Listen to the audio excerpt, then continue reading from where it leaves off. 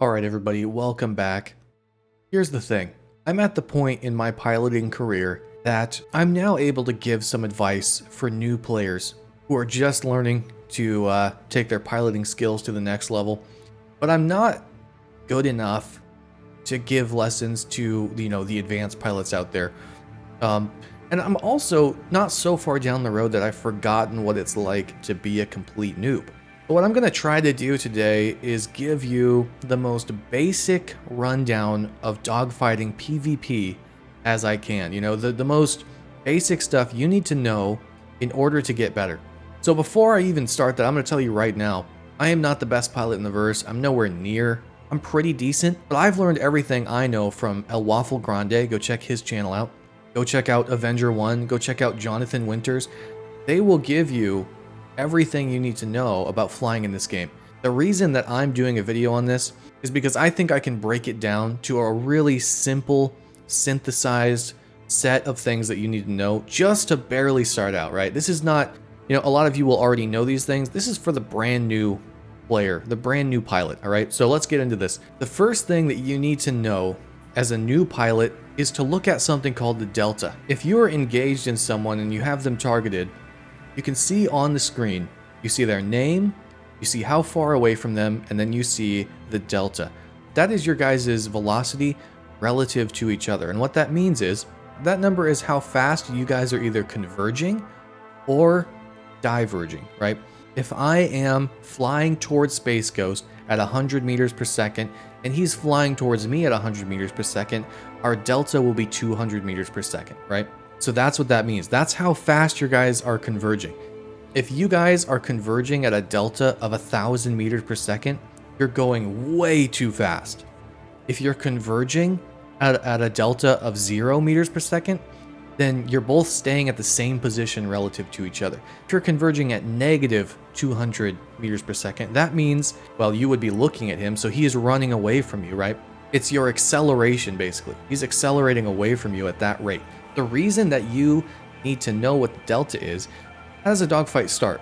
It starts by two parties coming towards each other, right? And if you're coming towards each other at too fast of a rate, you're not going to fight. What you're going to do is joust. You're going to fly past each other and then fly far away because you have too much speed, and then you're going to have to turn around and come back at each other again until like 10 times later, then you're finally slowed down enough to engage each other.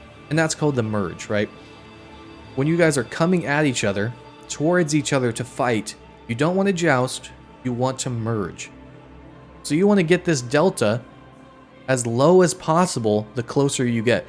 When I'm getting super close to Space Ghost, I want that delta eventually to be 0, right? When I get close enough to land all my shots, I want that delta to be 0. And that means we have stopped moving towards or away from each other. And then we want to be circling each other and dodging and doing a proper dogfight, right? You cannot accomplish anything by flying past each other in giant strafing runs, right? That doesn't do anything. And once SCM modes are implemented in 3.18, you're not even going to be able to do it at all. It's going to be actually impossible for you to fire your guns and move at that speed at the same time.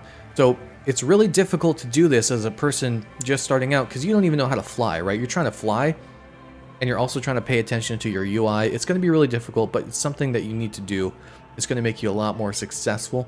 Because what you want to ultimately see is you're going to start at max speed going toward each other, right? You want to slow down until when you get to each other, you start circling each other. You're not going to do a strafing run. You're going to go into a merge, into a circle strafe. We're circling each other, trying to land shots, trying to dodge, and then pushing past when we need to regain shields or reset the fight. Okay, speaking of shields, this brings me to managing your power, which is the second that you need to know as a dogfighter, in my opinion. Listen, obviously, learning to fly and learning your aim, there's not much that I can say to you other than, your aim is just something you got to practice over and over and over again. Your power should only be on your guns when they are recharging, because keeping your guns up for the longest amount of time possible is the most important thing. Your guns cannot recharge when you're firing, right? So having your power to your guns while you're firing is useless. So while you're firing your capacitor, switch your power to either your shields or your boost, whichever one you need to recharge more. Now, between boost and shields, Having boost is more important the majority of the time, and most pro pilots will tell you this. So like, here's an example of what Waffle does, right? Go check out his channel, you'll see why I'm referencing him, okay? This is what Waffle told me to do. When you enter a fight, have your power to full power shields. Full power to shields, because your shields take less damage when they are powered. So those initial shots that you guys put on each other, if the other guy doesn't have power to shields, you're going to actually be doing more damage to him. And then when you're completely out of your capacitor that you just shot at him, switch your power off shields to your guns. That way your guns can recharge as fast as possible, and then switch your power back to your guns or your boost, whatever you need after your guns are done recharging. So there's a hierarchy here. So here's an example. Space Ghost is in an arrow. I'm also in an arrow. What does that mean? That means our ships have the same exact amount of health and the same amount of DPS if we're both using laser repeaters, which we are. The emphasis that you put on shields is going to be different based on what ship you're fighting. At least in my experience, this is how I do it. Space Ghost and I are in a battle. Let's say we both get each other's shields down. If Space Ghost has a little bit of damage on his hull that I can see in my targeting system, and I'm clean, right? I have no red, but both our shields are down. I'm not going to run away from him and recharge my shields and let his shields also get recharged, right? Because if I have damage on him and both our shields are down, now is the time for me to press that advantage. I'm not going to let him regain and prolong the fight, right? Because eventually I might get him down, but I could just finish him right here with his shields are down. It's more important to keep the other person's shields down than to regain your own shields if you have the health advantage. Now, obviously, if you're weaker than your opponent is, and both your shields are down, you need to get out of there and recharge your shields, because you're the one in the less advantageous position. Now, this changes if we're not both in arrows. Like, what if we're in a Gladius? What if Space Ghost is in a Gladius, and I'm in an arrow, and we both have shields down, and I have a little bit of damage on him, but he has no damage on me? Well, he has more hull health than I do. So we might still be in an equal position.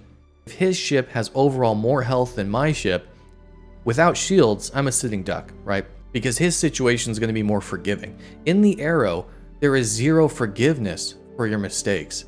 The only forgiveness you get is that you're faster than pretty much everybody else. Okay, and that leads me to the next topic. First rule of war, right? Know yourself. Okay, that means knowing what ship you have and what capabilities you have. If I'm in an arrow and my opponent is in a Gladius, my advantage in the arrow is 1, slightly more DPS, means I can do a little bit more damage than he can. Also, my turn rate is a little bit faster. That means the closer I am to him, the more I get an advantage. For him, the more he can keep me at a distance, a reasonable distance, while still hitting shots on me, the better off he's going to be. Because if we get close and we get into a circle strafe or a turn rate fight, a rate fight, as some people call it, I'm going to start edging him out. I'm going to be able to turn faster than he can.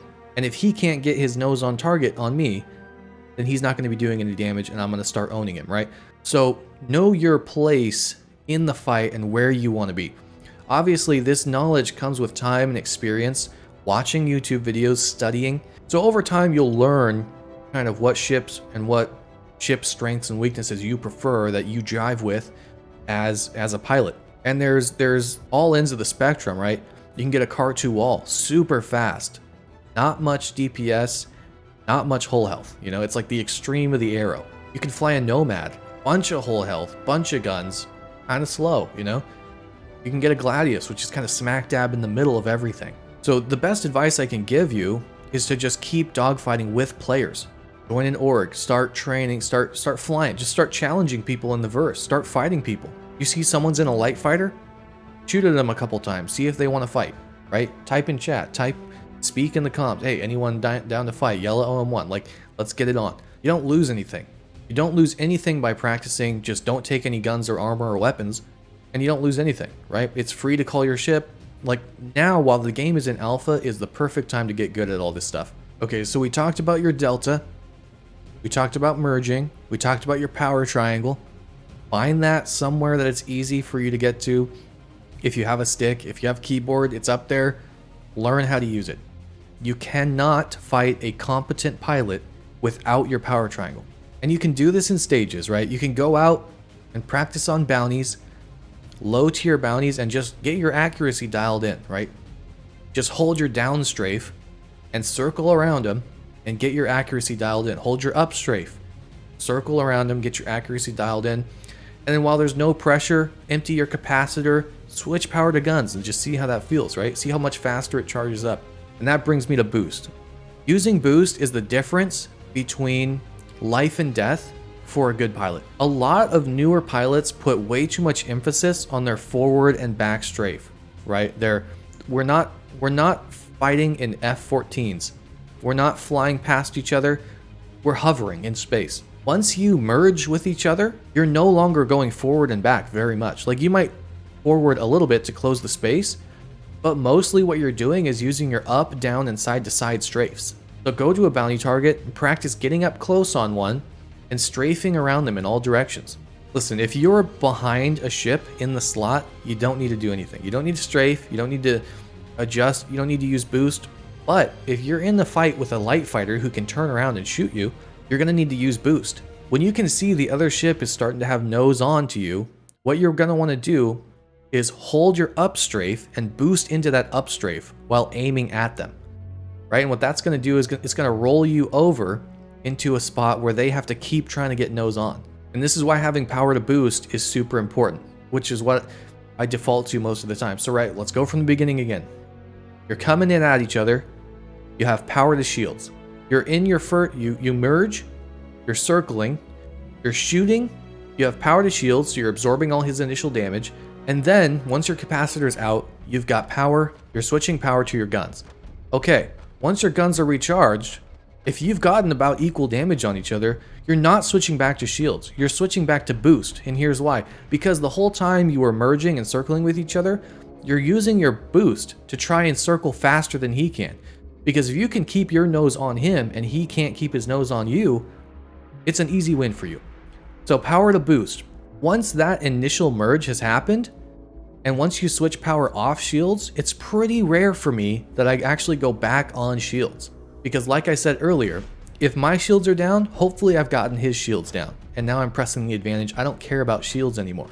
If you're in the same ship as another person, and you both have shields down, it becomes a fight of accuracy. Whoever can do more damage, i.e. whoever can hit more shots, recharge their gun faster, and hit more shots after that, will win the fight. Don't let him go recharge his shields. Keep the pressure on. I'm gonna give you one final piece of advice, which has become probably one of the most valuable things that I got told by Waffle, the man himself. You can start to tell when someone's about to shoot at you. When someone's about to fire their guns, right before they're about to fire their guns, start boosting and strafing up, rolling, doing whatever to get yourself strafed out of the way. What I like to do is up strafe, boost into that, and roll a little bit to give myself kind of a circular kind of motion.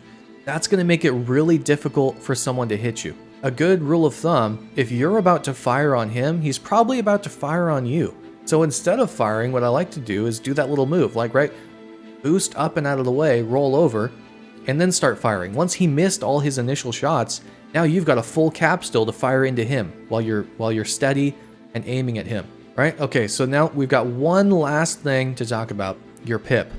And it's really one thing about your pip. Okay, rolling does not move your pip. This is something I didn't realize until later than I should have in dogfighting. Sitting still or going forward or backwards, just simply rolling does not move your pip in a circle. It stays there. Just think about it. If you're rolling on an axis, if you're just sitting there, if he shoots, he's not trying to hit your wings, right? He's trying to hit the center of your ship. And the pip is designed to reflect the hitbox of the center of the ship. So rolling does not move the center of the ship, right? What you want to do is roll a little bit while strafing in a direction. Strafing up and down and rolling, that moves your pip, right? So just be aware of that. All right, so go practice on bounty targets. Go start moving your power triangle around. Go start strafing in directions. Let me know how it goes. Join the Discord if you want to practice your dogfighting. We're in there all the time. We got people in there always down to get on and do some sparring, help you get better. And that's all I got for you. Hopefully that was helpful. I try to distill all the complication down into like a little timeline of of actions. So hopefully that makes sense. Let me know in the comments what you think about it. Let me know in the comments your helpful tips for new dogfighters. Let me know if I got anything wrong. All right, I hope to see you guys out there in the verse. Adios.